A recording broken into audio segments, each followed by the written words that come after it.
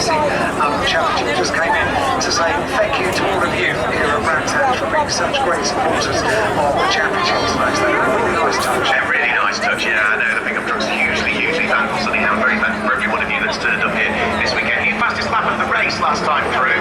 That is the car there in third place. And Harvey Kate in close on the coattails of Will Redford, whilst Charlie Handis still out front leading the race at this stage. The top three have broken away. This is the government fight between the pair that fighting over fourth and fifth at the moment. The car with its lights off is Ruben Hage. He sits there in fourth position. The blue and the Dayglow car of Jamie Petters is the next of those further back. Bouncing all over the grass. Will Redford runs wide coming out of Graham Hill Bend. That hands the opportunity for Harvey Caton to go through and pick up on second position because of that mistake, Alan.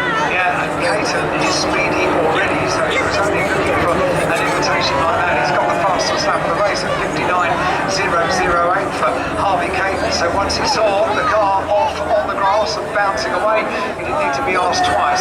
Second place, thank you very much indeed. And all of that has allowed a little bit more of an advantage for our race leader. Charlie Hand turns through Graham Bend now with an advantage, 0.8 of a second over the new second place mark of Caton at the end of that number 6. 10 seconds of runs. It never fails to amaze me just the quality of driving from these youngsters. They're all aged between 14 and 17 years of age.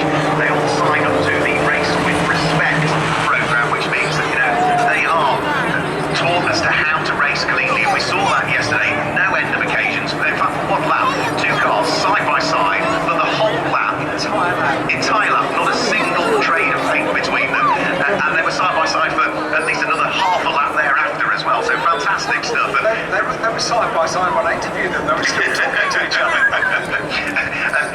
Amazing that these youngsters can race so hard, so cleanly. Over the start finish line comes Charlie Hand. In fastest lap of the race to Charlie Hand that time through, but it is bettered a split second later by Will Redford, making up his mistake where he ran wide, dropped from second to third. He's just popped in at 58.830. Right, the top three are all poised up together. The gap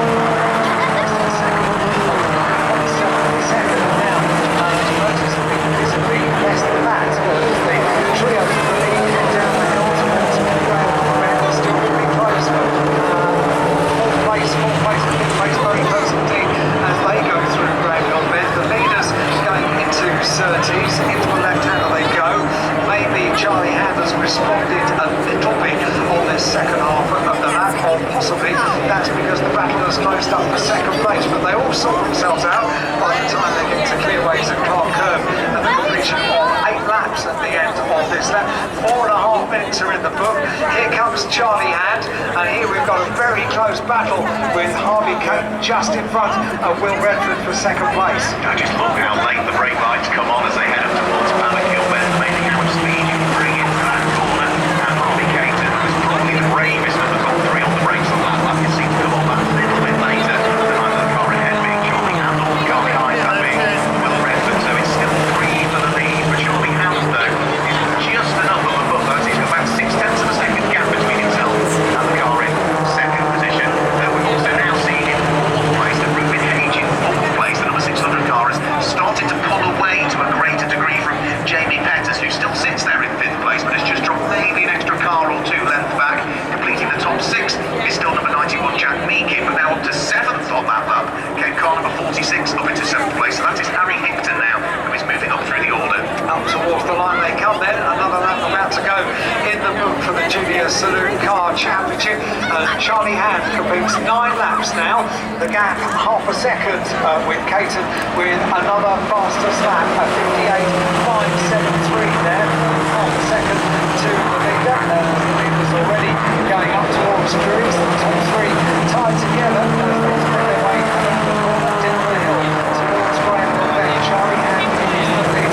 Harvey Caton is still there in second place, defending from the intentions of Will Redford. The top 3 turn onto the corner straight, separate down towards the left-hand Surtees. Much equidistant, first to second and second to third as they go along the Cooper straight, and then the gap extends a bit to the leader as they turn into the left and the right of Surtees McLaren along towards Clearways. Another lap about to go into the book. Another lap about to go into the book, and only 2.5 minutes now remaining on the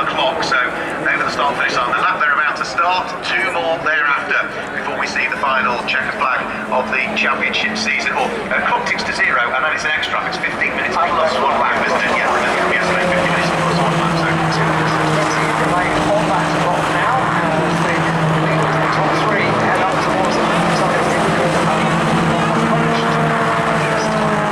second race closes up, so he extends the gap back to third place, closing the gap on Charlie Hand as they bounce over the curves, going through Granville Bend, accelerate down the straight once again. So instead of being a defence of second place for the third place, it's now an attack for the lead of the race.